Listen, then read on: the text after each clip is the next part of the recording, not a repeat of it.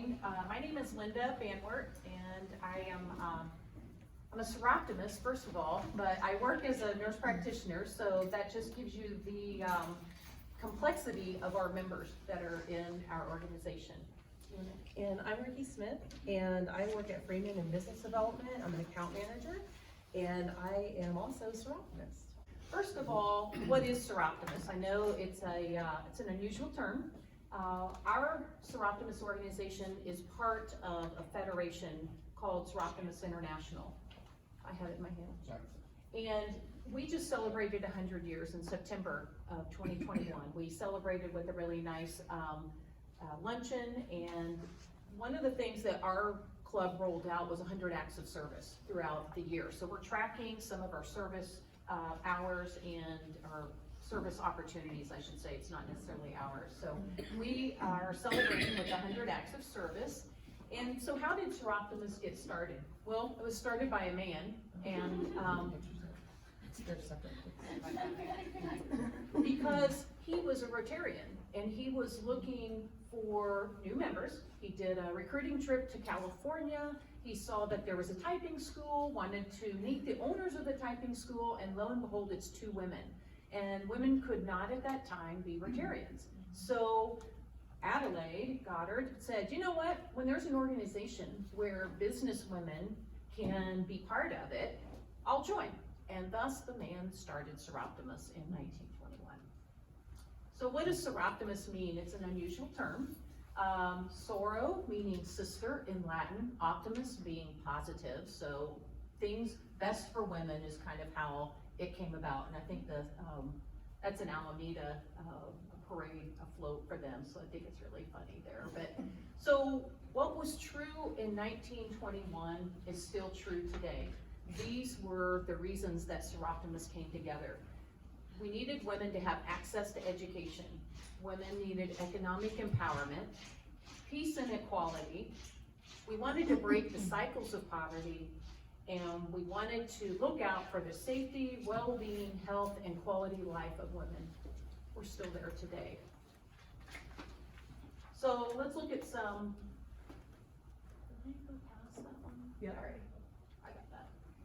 So there was our charter members of women. So some fast facts about Soroptimist. First of all, we are part of a federation. It's an international organization.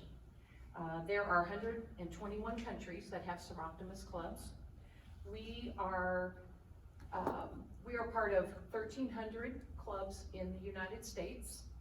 And then it's broken down further into a region. We are one of 25 in our region.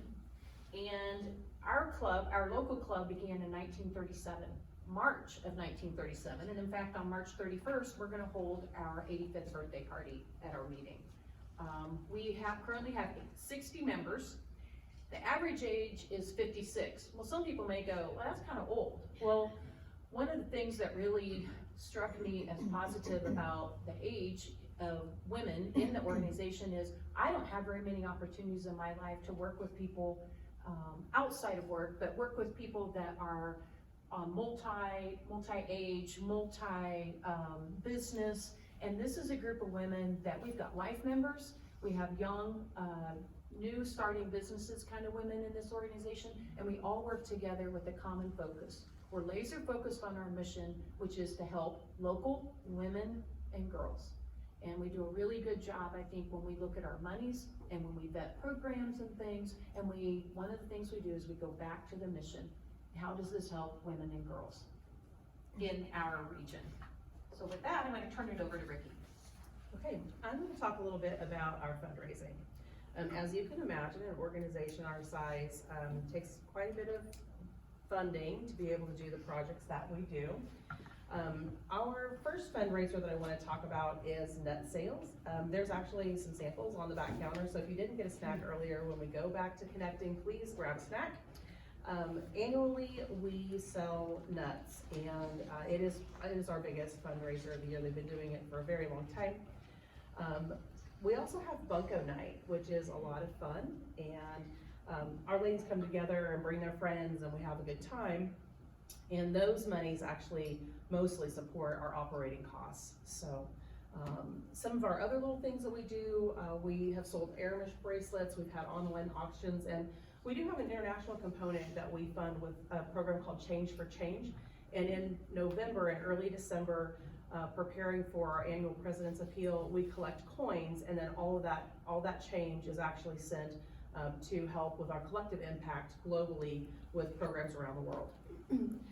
The next one I want to tell you about is Comedy for Camp. You may have seen on your chair or your neighbor's chair this handy flyer.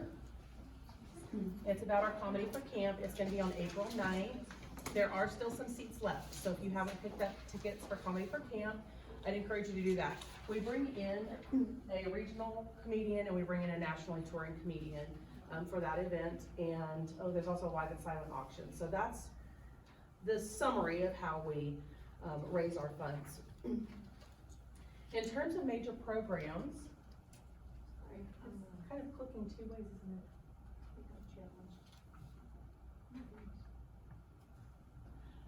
it? Our major programs, the first one I want to tell you about is Camp Soroptimist. In 1984, the club started Camp Soroptimist. It is a summer camp for children in foster care in Jasper County. We usually have between 35 and 40 kids come to camp for the week, and those kids are able to have a real camp experience when they're kind of removed from some of the challenges that they might have otherwise at home.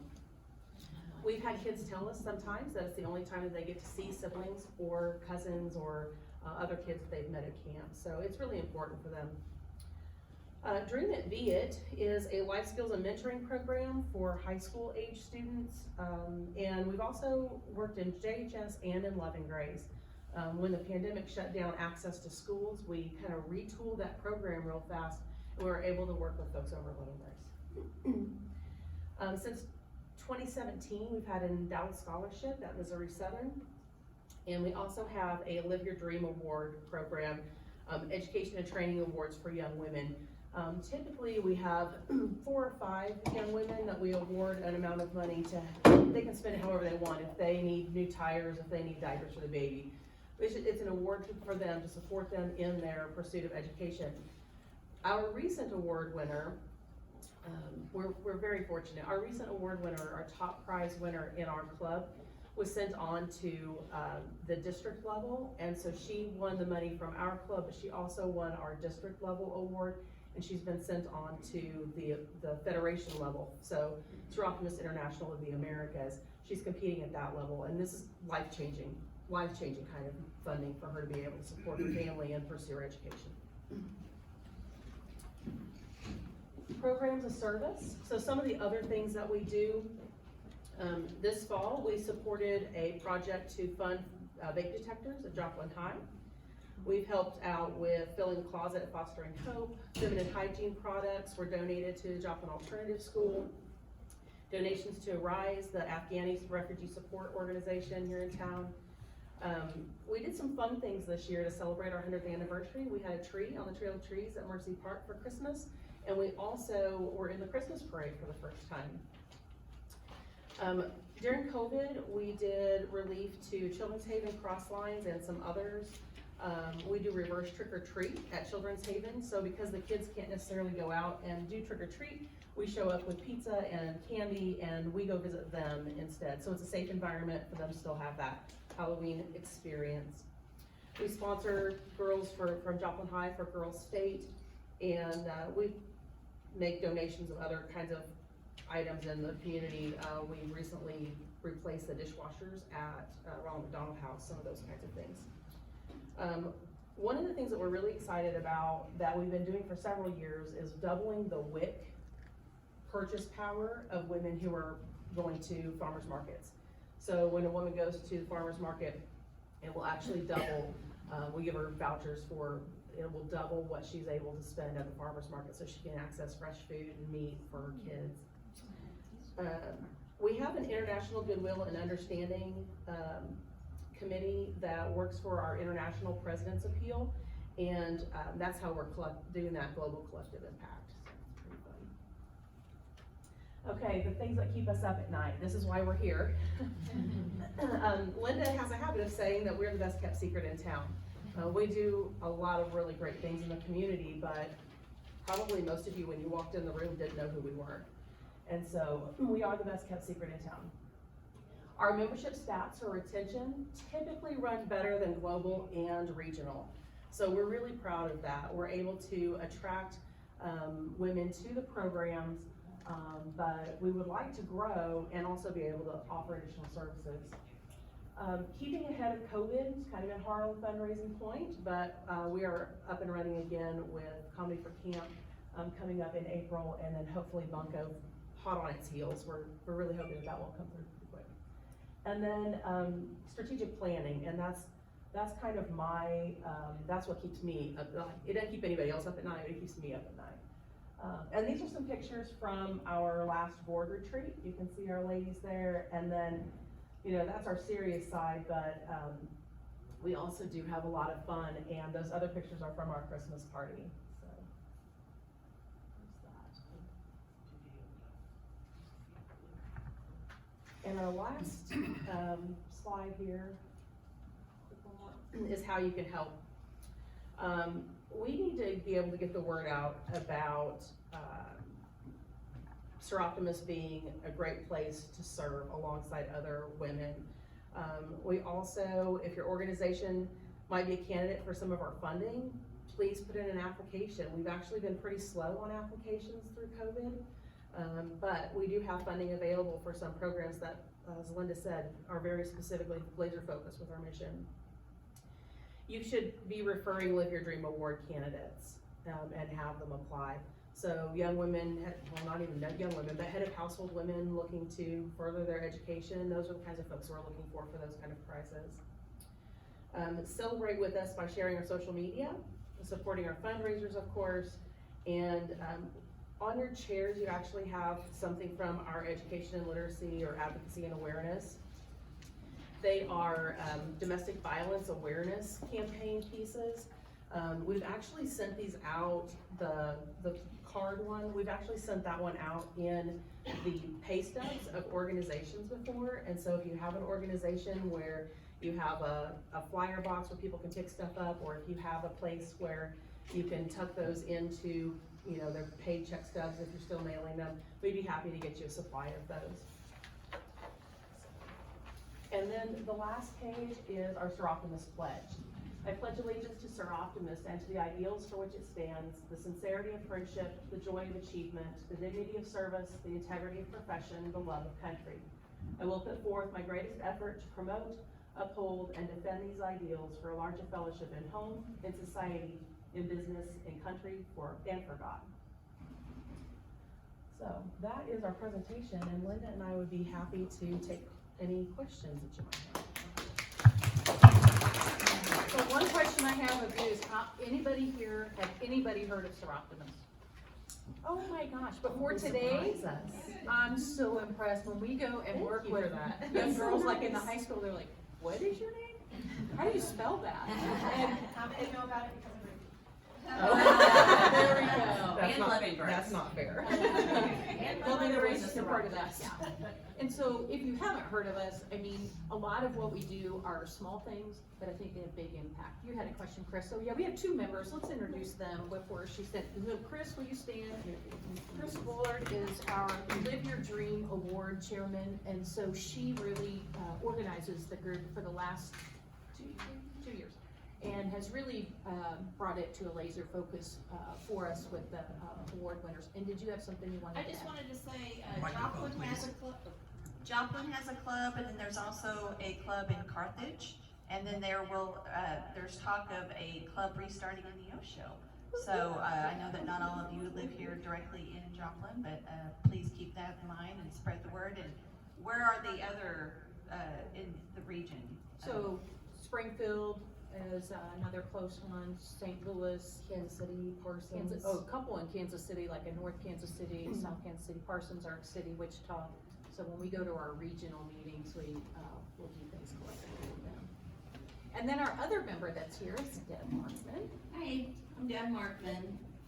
I don't think I really need a microphone, but I am the chair of our newsletter committee right now, and then whatever else they need me help with, I just pitch in. All right. Questions? Yeah. Do y'all actually have an advertising budget? You said nobody knows who you are. How are you advertising to the public? I think it's very important that everybody knows who you are so that you have more donations, that you have more activity to your, to all of your things that you put on. We do have a bit of an advertising budget. We have a PR committee. And some of the things that committee does is, they send out news releases about our events, our celebrations, our accomplishments, our 100 acts of service, and those kind of things. So we do have people doing the media part of that, and we do get pretty good press. I think some of our public relations things, like recently we purchased a banner that, we meet every week at Mythos on Thursday at noon, if you wanna come. And, we bought a banner that has pictures of our Live Your Dream Award winners and some of our veteran members and some different people that we've impacted over the years, and we actually put that up in Mythos when we're meeting. So when we travel to events or we're out doing things publicly, we pop that up. But that's where we did that. And we also bought some, member invite cards, where it's like a business card and I can write my name on it and my phone number on it, and it's an invitation to invite somebody to one of our lunches. So that's what we've used that funding for recently. But you're right, it's a mindset of, you know, I think being a service organization and women coming over lunch, and we're really good about keeping that meeting to an hour, because we realize everybody's gotta get back to work. And there are some people that can't leave, each day, so we have Zoom, so we're doing hybrid, but other ideas, you have your hand up? Well, I follow you on Instagram. I just recently have joined Instagram because my marketing company told me how important it is to advertise on there. I haven't seen anything from you guys on there. Okay, good point. We'll get Is them that- in. Yeah, we've got a gal that's extremely techy, so, I mean, we're looking at each other going, we'll tell Amanda. Great recommendation. On that same vein, then, do you set up at any public events, like, you know, Joplin's Third Thursday, or some fall festivals, do you ever set up a booth where the public is? Yes, we have, and Or the business expo. Business expos. good point. I don't know that we've done Business Expo. I don't think we've done Business Expo, but we are a chamber member, so, that's one of the things that we're trying to, use to our best advantage. This year, we did a ribbon cutting for our 100th birthday for our international organization, so we are trying to use our chamber membership more, and get announcements out through that. We always make announcements at, Good Morning Joplin, or any other events that we're able to do, so. And we're very regular on Facebook, so Oh, yeah, like our Facebook. Our Facebook game is strong. Sorry, I'm like clearing my throat. Just curious, so to become a member, I'm familiar with, I'm in Rotary, so is it, a service organization, but is there like an application process like there is? Do you need to attend so many meetings? Obviously, there's probably yearly dues, sort of like the time commitment and how to become a member. So there's, all of that is true. You have to attend 2 meetings before you can receive that official invite. One meeting? I thought it was 2. I know, we always invited people for 2, but we look back at our bylaws and it's really just 1. Apparently. You come to a meeting and then you're eligible to, have that membership extended to you. There is a dues set structure. It's prorated, so that helps if you're gonna join in the middle of the year. It's not the full year's worth of dues. In terms of time commitment, you can spend whatever time you want. Our meetings don't have, like some other organizations have a required number of meetings you have to attend. Ours do not. Some organizations have you can only have 1 realtor, you can only have 1 banker, you can only have 1 person from the hospital. We don't have any of those restrictions. We have a great representation across the community. Let's see. You don't even have to be a woman, there are men Soroptimists, and we call our husbands Soroptimisters. So they come and help us set up a lot of times with our organization. And I just wanna add real quickly, you know, about the commitment. I think this is the greatest thing about Soroptimists. They don't tell you gotta do something, be somewhere, join this. But what you'll find is that you'll want to do this. You'll look forward to Thursdays at lunch, because you're gonna see some folks, and you always see different people. But I think you'll find that you enjoy that opportunity that you're gonna have with them. So it's not And I too like that there's not rules that I have to worry about breaking. Yeah, so my name's Dennis Wolf. I'm a faculty member at Kansas City University here in town. So I was curious to what extent you're actually engaging with the female medical students, because every year we're bringing 160 students in, that half of which are females. We select students among the brightest in the country that come here, and they're, and the primary criteria is that they have to demonstrate caring, so caring people who just happen to be incredibly smart, and so they're very busy in medical school. It's much harder than a typical school, but they are also very, very motivated. And I don't know if you follow the medical school match process or anything like that, but this past Friday was a big match day, and if you're in the hospital, you know that they got the match system, and their board scores are going away from a certain cut point to pass-fail. So we now have all these students that are eager for how can they distinguish themselves? What can you put on your resume? And among the things that I've encouraged, and I mean it's been true for a number of years, is that it's very important to demonstrate a commitment to your profession. So to the extent that you could get out into the community, if you wanted to engage in family practice, or if you wanted to engage in pediatrics or whatever, that you were out in the community and showed that you wanted to do something like that. So that's one aspect of it, but also at KCU, all of us have hours that we are paid for community service. So we have community service hours accessible to us. So if you've not got much, fangs into the medical school, I would encourage you to reach out in that general direction. Great. That's fantastic. We know some people, we'll make some phone calls. Thank you for that. Yeah, we'll be following up on that for sure. Great suggestion. Any other comments, questions? So I would say my takeaway, like when I look at an organization like yours, you have a massive 100-year history as an organization, and you have 100+ chapters across the world. I have a hard time wrapping my head around what the goals and initiatives are in the short term for your local chapter. So I think something that might help you grow and find new membership and continue to expand would be to really clarify the next 2 to 3 years, the vision of what you're trying to accomplish. Are you trying to raise membership, raise donations, increase your impact in the community? Like, clarify that vision, because I get lost in the overall organization. It's too big for me, and I don't fully understand what the goals are locally. And in terms of like marketing and your presence online, I would really craft out a really specific, 1, 2, 3 year vision of where you're going as an organization. Because then it's easier for people to understand that and support it, find ways that they fit in to help bring that to light, as opposed to just, this is who we are, this is what we do, we've been doing this since 1930. I mean, that's all great, but I don't understand how I could impact and move the needle for you in the short term. Okay. And so that's one. And then the other piece is you may consider in your growth plans looking to the local tribes. There's a few female chiefs here locally that would be, fantastic members. Tribes are nice because they get a lot of grant money to support their female tribal members, because there's a lot of abuse and things that occur in tribal communities against females, and because of that, they're very well funded by the government, and they have a lot of different programs that align with what you're trying to do. And so you might find a lot of support there from the tribes. The Ottawa tribe, Chief Ethel Cook would be a good person to look out to.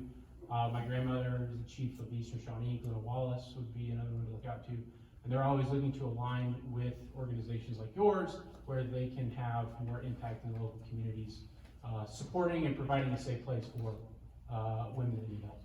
So I think that's where my disconnect is. I hear these wonderful like, that would be a great collective, you know, we're not necessarily looking to, not that we're not looking for more members or raising, I want what we do to get out so that we can partner alongside with somebody else to increase our impact. I would say if we had one big, of course, more hands is great, but I want to have a greater impact. That's the main focus. I want our impact to be more, impactful for the women, and like she said, that one gal that's at the different levels, this is life changing. We have a couple members that, one of them was on there, but we have a member back that was one of our award winners many years ago, and she's now a member of our organization. That's impactful to hear that story and to hear how it changed her, but I don't even know how to connect.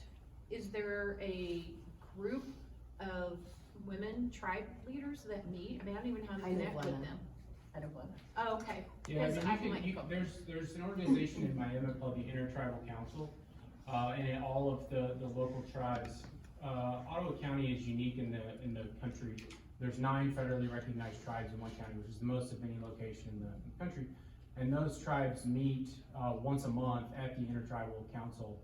They have their own building, they have their own website. You can look them up online, and you can get on their agenda to go and present at an Intertribal Council meeting.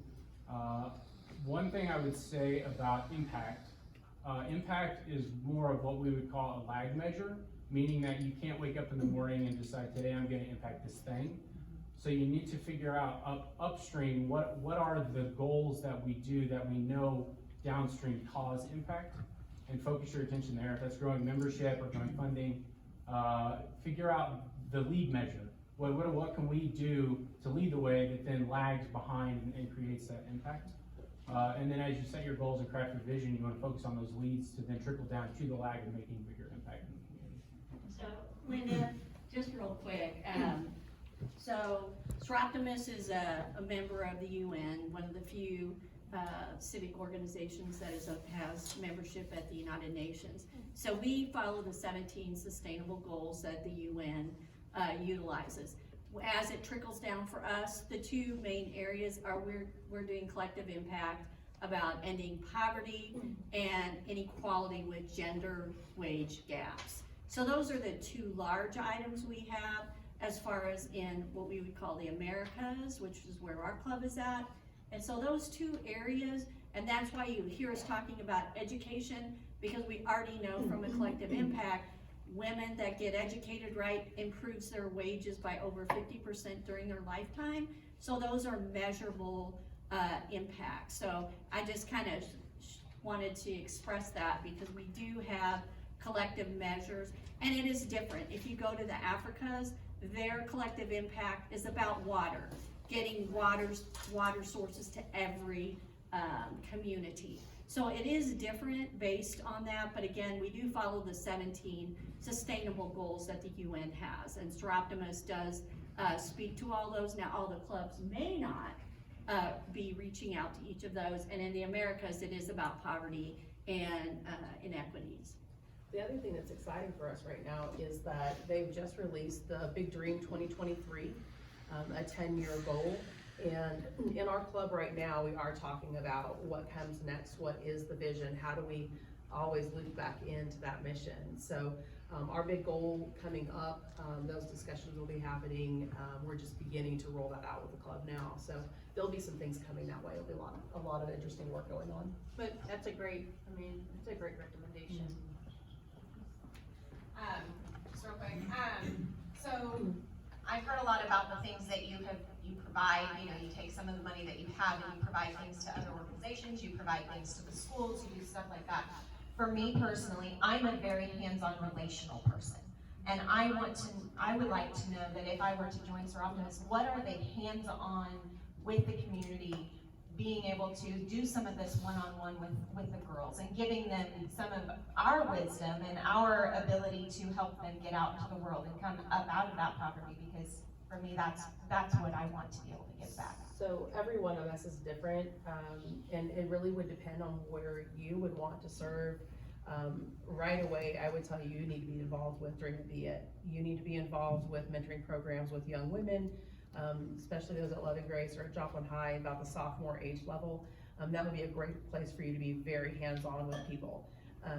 I am very much internationally minded, and so I do a lot of work with our President's Appeal.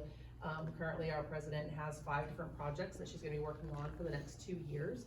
And my job is to bring that information back into our club and say, hey, this is what's going on with our organization globally. This is what we're raising funds for, and then we send that money away.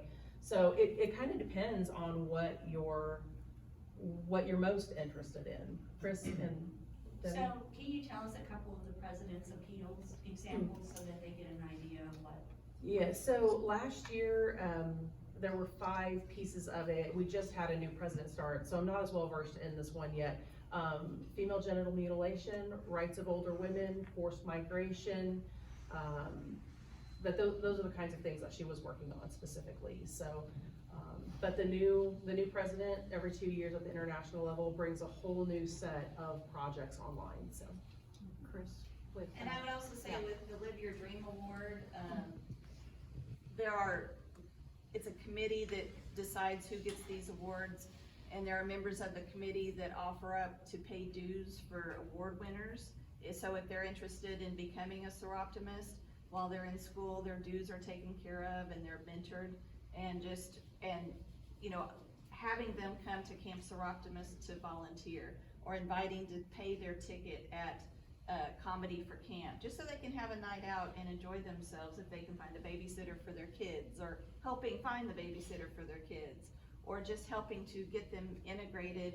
And because a lot of times, you know, there's just that barrier of time and money, and so if you can help them with those things, they too can then become a Soroptimist. And you know, a lot of these award winners are a member of organizations within their schools, and then they help spread the word. And because once you win a Live Your Dream Award, you're not eligible in the future, but because of our resource directory, we can help find them other scholarships to help keep them going and help keep them, you know, in school, and then they can tell other people that they know, or other women, and so we're getting better at spreading the word about Live Your Dream in particular. We're also getting better at Live Your Dream of supporting those women long-term. So we have people that will commit to send a card to each. Let's say we have 4 winners, like somebody from the club sends each one of those ladies a card once a month, and you know, you might tuck some gift card to go have ice cream with the kids, or something that might be a treat for them that they might not otherwise be Gas able to cards. do. Yeah, fuel and whatever. So we try to stay in touch with those ladies and just be a resource and a support for them continuing. Hey, so you mentioned partnerships earlier. Have you guys thought about talking to the Lafayette House? We work with the Lafayette House Okay, quite closely. We okay. actually have had staff members from we do have some people who are members who are staff members at other nonprofits, so we're very much connected with Lafayette House and Love and Grace and Washington Center, and so those kinds of organizations. We're doing funding and projects with them all the time. I wanted to follow up on her question about like the mentoring. So when you're mentoring, what does that actually entail? Because among the things that female medical students is excellent role models, and you know, so even for undergraduate college students, they're the people that oftentimes at those schools, if only our students could meet the medical students or whatever. So, but at Joplin High School, for example, how often do you do that? What does that actually entail? So our Live Your Dream project is actually from the Soroptimist International of the Americas, and what they do is the committee of women that run that go into the school once a month. They typically go in their transition class and through their lunchtime, and we feed them lunch. Dream It Be It. Oh, I'm sorry, Ms. Stokes, Dream It Be It. I was thinking the right thing and said the wrong thing, sorry. So the Dream It Be It ladies go to the school, and they spend an hour and a half there. They cover materials that are prepared by our national organization, and those things are gonna include mental health and self-care, networking, resume building, those sorts of things. But to your, a little bit smaller is, you know, there's a girls club at Joplin High, and there are girls that just kinda are looking, they wanna do some service, but it could be a connection with the mentoring, even with one of the gals at Love and Grace, you know, that just to meet and have coffee, it can look like a lot of different things. And I will speak to that, because I work with Love and Grace on mentoring with a couple of ladies there. So again, it's, where are you? And for me, I was done, being a lunch buddy with my high school senior that graduated from Joplin, so I was ready for something else. So when they said they needed love and grace mentors for a couple of young ladies who had been in a pretty bad situation that sounded like kind of up my alley, since I've been in that kind of business for a long time. So that was my choice. And so I was, you have to talk to the folks you're gonna mentor to see, well, what kind of relationship do they wanna have? And so these young ladies, you know, really didn't want much more than, like a monthly in-person kind of contact. And so that's really what then I do with them, and then they're willing to let me call them one other time so I can, check up on them. So I think that becomes part of the other side of the coin. As we know, we want to mentor for those that like to mentor, but sometimes, with the kids, it's also, you know, you have to figure out what works for them. Does that make sense? So. Okay, any other questions, comments? I would like to get a picture with you guys right after this, and I will put it on my Instagram, and I will link y'all to it. Okay. Thank you. So Ricky, when you say that strategic planning keeps you up at night, are these all the various topics Oh, yeah. that kind of run through your brain? Oh, yeah. It seems, that's what I was gonna ask you about, but it seems like a lot of those things were kind of brought out. Our board is an exceptional working board, and, like, our run at presidency is a 5-year commitment. You're second vice, then first vice, then president-elect, then president and past president, so you're putting in a lot of time, and, we have a wealth of information and resources internally, but I'm looking forward to this next big goal. I really wanna see what we can do to make the biggest impact that we possibly can, and keep everything mission focused. So, yeah, that's where we are. Sounds like there's a lot of opportunities for anyone that wants to be part of this to help with all these wonderful ideas, to help get the word out further. Right? So, I'm in the minority. That's a question? Maybe the last question, are there any programs for women that are thinking about starting their business, or any kind of an entrepreneurship track or anything like that you have in your organization? Not that I'm aware of. It's more helping them get opportunities for education and kind of Removing breaking down some of obstacles. those barriers, obstacles and things, so. Or referring. Yes. Yeah. You know, we have a significant resource of referrals that we can refer people to. So we're not reinventing the wheel and referring them on to people that, are more Specialized expert in than we that. are in the field or the topic. Yeah. Thank you. Okay, well, what a wonderful organization. Thank you both for sharing.